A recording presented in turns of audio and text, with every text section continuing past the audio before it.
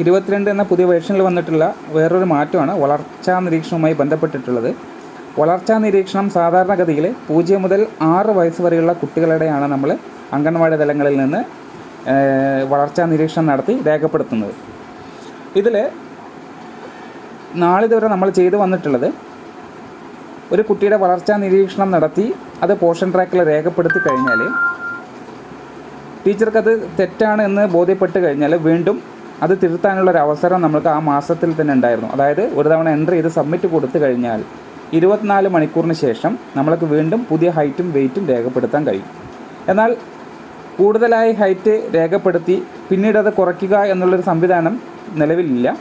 അത് തന്നെയാണ് പുതിയ ഫീച്ചറിലും തുടരുന്നത്. പുതിയ ഫീച്ചറിൽ വന്നിട്ടുള്ള മാറ്റം എന്ന് പറയുന്നത്, ഒരു കുട്ടിക്ക് ഒരു മാസത്തിൽ ഒരു തവണ മാത്രമേ വളർച്ചാ നിരീക്ഷണം രേഖപ്പെടുത്താൻ കഴിയുള്ളൂ. അങ്ങനെ രേഖപ്പെടുത്തി സബ്മിറ്റ് ചെയ്ത് കഴിഞ്ഞാൽ പിന്നീട് നമ്മൾക്ക് 24 മണിക്കൂറിന് ശേഷമോ 48 മണിക്കൂറിന് ശേഷമോ അല്ലെങ്കിൽ പിറ്റേ ദിവസങ്ങളിലോ നമ്മൾക്കത് എൻ്റർ ചെയ്യാനോ എഡിറ്റ് ചെയ്യാനോ സാധിക്കില്ല എന്നുള്ളത് കൃത്യമായി മനസ്സിലാക്കിയെടുക്കുക. ഉദാഹരണത്തിന് നമ്മളിപ്പോൾ വളർച്ചാ നിരീക്ഷണത്തിൻ്റെ ടാബിലേക്ക് പോകുന്നത് ഓരോ ഇൻഡിവിജ്വലായി ആയിട്ടാണ്. അതായത് ഓരോ വ്യക്തിപരമായിട്ട് ഓരോ കുട്ടിയുടെയും വളർച്ചാ നിരീക്ഷണം രേഖപ്പെടുത്തുമ്പോൾ ആ ഓരോ കുട്ടിയുടെ നേർക്ക് കാണുന്ന 3 ഡോട്ട് ക്ലിക്ക് ചെയ്ത് മുന്നോട്ട് പോവുകയാണ്. അതുപോലെ തന്നെ നമുക്ക് ഉദാഹരണം പോവുകയാണെങ്കിൽ 3-6 ടാബ് ക്ലിക്ക് ചെയ്ത് കഴിഞ്ഞു. നമുക്ക് ആ 3-6 കുട്ടികളുടെ ലിസ്റ്റ് നമുക്ക് വന്നു. അതിൽ ആഡ്വിക് എന്ന കുട്ടിയുടെ നേരെ കാണുന്ന 3 ഡോട്ട് ക്ലിക്ക് ചെയ്ത് കഴിഞ്ഞ് മൂന്നാമത് കാണുന്ന ഗ്രോത്ത് മോണിറ്ററിംഗ് ക്ലിക്ക് ചെയ്യുന്ന സമയത്ത് നമുക്കൊരു പേജ് ഓപ്പൺ ആയി വരും. ഇതിൽ നിന്ന് തന്നെ നമുക്ക് മനസ്സിലാക്കാം, ഈ ആഡ്വിക് എന്ന് പറയുന്ന കുട്ടിയുടെ വളർച്ചാ നിരീക്ഷണം ഈ മാസം ടീച്ചർ രേഖപ്പെടുത്തിയിട്ടില്ല. അതുകൊണ്ടാണ് അവിടെ ബ്ലാങ്ക് ആയിട്ട് കാണുന്നത്. അതുപോലെ തന്നെ നിങ്ങൾക്ക് പ്രീവിയസ് റീഡിംഗ് എന്ന് നിങ്ങൾ കാണാം. പ്രീവിയസ് റീഡിങ്ങിൽ 3 ഒക്ടോബർ 2024 ആ മാസത്തിൽ 3-ാം തീയതിയാണ് ഇതുവരെ ആ കുട്ടിയുടെ ഹൈറ്റും വെയ്റ്റും രേഖപ്പെടുത്തിയിട്ടുള്ളത്. ഹൈറ്റ് 100ഉം വെയ്റ്റ് എന്ന് പറയുന്നത് 15 കിലോ ആണ്. എന്നാൽ 28 നവംബർ എന്ന് പറയുന്ന ഇന്നത്തെ ഡേറ്റിൽ ആ കുട്ടിയുടെ ഹൈറ്റ് രേഖപ്പെടുത്തിയിട്ടില്ല. അതുകൊണ്ട് തന്നെ നമുക്കവിടെ എഡിറ്റ് ചെയ്യാൻ കഴിയും, രേഖപ്പെടുത്താൻ കഴിയും. ഹൈറ്റും വെയ്റ്റും രേഖപ്പെടുത്തി മുന്നോട്ട് പ്രൊസീഡിങ് കൊടുത്തു കഴിഞ്ഞ് മുന്നോട്ട് പോവുക.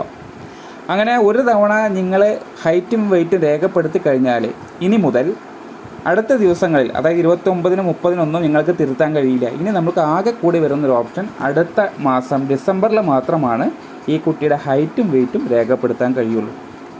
ഉദാഹരണത്തിന് ഈ ആഡ്രിതി ആർ എന്ന് പറയുന്ന കുട്ടിയുടെ 3 ഡോട്ട് ക്ലിക്ക് ചെയ്ത് ഗ്രോത്ത് മോണിറ്ററിംഗ് സെലക്ട് ചെയ്ത് കഴിഞ്ഞാൽ നിങ്ങൾക്ക് കാണാൻ പറ്റും, പ്രീവിയസ് റീഡിംഗ് എന്ന് പറയുന്നത് 19 നവംബർ 2024. അതായത് ഈ മാസത്തിൽ തന്നെ 19-ാം തീയതി ഈ ആദ്യതി എന്ന് പറയുന്ന കുട്ടിയുടെ ഹൈറ്റും വെയ്റ്റും ടീച്ചർ രേഖപ്പെടുത്തി കഴിഞ്ഞു. ഹൈറ്റ് എന്ന് പറയുന്നത് 100ഉം വെയ്റ്റ് എന്ന് പറയുന്നത് 15 കിലോ എന്ന് രേഖപ്പെടുത്തി കഴിഞ്ഞു. അതുകൊണ്ട് തന്നെ തൊട്ട് താഴെ നിങ്ങൾക്കൊരു മെസ്സേജ് കാണാൻ പറ്റും, beneficiary growth monitoring is completed for the month. ഈ മാസത്തിൽ ഈ കുട്ടിയുടെ അല്ലെങ്കിൽ ഈ ഗുണഭോക്താവിൻ്റെ ഗ്രോത്ത് മോണിറ്ററിംഗ് ടീച്ചർ കംപ്ലീറ്റ് ചെയ്ത് കഴിഞ്ഞു. അതായത് പോഷൻ ട്രാക്കറിനകത്ത് രേഖപ്പെടുത്തി കഴിഞ്ഞു എന്നുള്ളതാണ്. അതുകൊണ്ട് തന്നെ തുടർന്ന് അങ്ങോട്ടുള്ള 2 ദിവസം, ഈ മാസത്തിലെ 2 ദിവസം എന്ന് പറയുന്നതിൽ നമുക്ക് ഒരു കാരണവശാലും എഡിറ്റ് ചെയ്യാനോ തിരുത്താനോ കഴിയില്ല. ഇനി ടീച്ചർക്കുള്ളൊരു ഓപ്ഷൻ അടുത്ത മാസം ഡിസംബറിലാണ് ഈ കുട്ടിയുടെ ഹൈറ്റും വെയ്റ്റും രേഖപ്പെടുത്താൻ കഴിയുന്നത്. അപ്പോൾ ഈ രീതിയിലൊക്കെയാണ് ഗ്രോത്ത് മോണിറ്ററിങ്ങുമായി ബന്ധപ്പെട്ടിട്ടുള്ള വന്നിട്ടുള്ള മാറ്റം. ഇത് ടീച്ചർമാർ കൃത്യമായി മനസ്സിലാക്കണം. ഗ്രോത്ത് മോണിറ്ററിംഗ് നടത്തുന്ന സമയത്ത് നിങ്ങൾക്ക് തന്നിട്ടുള്ള ഉപകരണങ്ങൾ ഉപയോഗിച്ചുകൊണ്ട് ഹൈറ്റും വെയ്റ്റും കണക്കാക്കുക. അതിനുശേഷം അത് കൃത്യമാണെന്ന് ഉറപ്പാക്കുക. അത് നിങ്ങളുടെ രജിസ്റ്റർ, ഫിസിക്കൽ രജിസ്റ്റർ രേഖപ്പെടുത്തുന്നുണ്ട്. അതുപോലെ തന്നെ പോഷൻ ട്രാക്കറിലും യഥാസമയം നിങ്ങൾ എന്നാണോ ഹൈറ്റും വെയ്റ്റും എടുത്തത് അത് കൃത്യമായി ലാഗ് വരാതെ രേഖപ്പെടുത്തുക.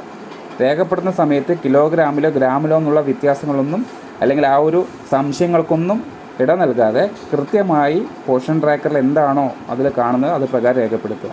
ഹൈറ്റ് എന്ന് പറയുന്നത് സെൻറ്റിമീറ്ററിലും വെയ്റ്റ് എന്ന് പറയുന്നത് കിലോഗ്രാമിലുമാണ്. അപ്പോൾ ആ രീതിയിൽ നിങ്ങൾ ഹൈറ്റും വെയ്റ്റും കണക്കാക്കി ഇതിനകത്തേക്ക് രേഖപ്പെടുത്തുക. അപ്പോൾ ഇത്തരത്തിൽ ഹൈറ്റും വെയ്റ്റും രേഖപ്പെടുത്തി കഴിഞ്ഞാൽ 80% നമുക്ക് ഇൻസെൻറ്റീവ് അർഹതാ പട്ടികയിൽ വരുന്നതിന് ഒരു മാനദണ്ഡമായി കണക്കാക്കുന്നത്. 80% കുട്ടികളുടെ ഹൈറ്റും വെയ്റ്റും നിങ്ങൾ രേഖപ്പെടുത്തി മുന്നോട്ട് പോവുകയാണെങ്കിൽ എല്ലാ മാസങ്ങളിലെയും അർഹതാ പട്ടികയിൽ, ഇൻസെൻറ്റീവിടെ അർഹതാ പട്ടികയിൽ നിങ്ങളും ഇടം നേടും. അപ്പോൾ ആ രീതിയിലേക്ക് എല്ലാ ടീച്ചേഴ്സിനും നല്ല രീതിയിൽ ഹൈറ്റും വെയ്റ്റും എടുക്കാനും അത് രേഖപ്പെടുത്താനും കഴിയട്ടെ എന്ന് ആശംസിക്കുന്നു. Thank you.